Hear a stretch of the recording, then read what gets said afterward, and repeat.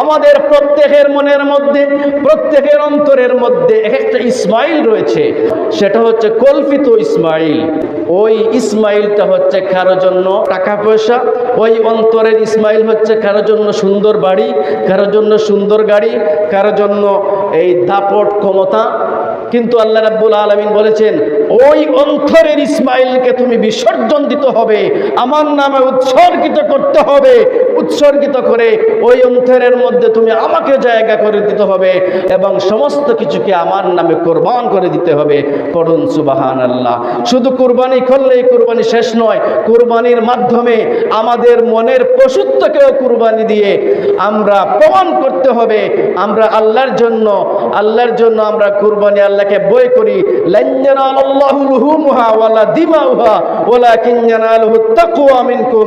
ওই কোরবানির মধ্যেই আল্লাহ রাব্বুল আলামিন বান্দার তাকওয়া পরীক্ষা করেন।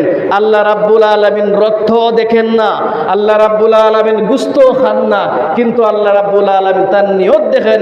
ইন্নামাল আমালু বিন্নিয়ত। তার তাকওয়া দেখেন, তার ভয় দেখেন, তার অন্তরের মধ্যে কোন নিয়তে সে কোরবানি দিচ্ছে।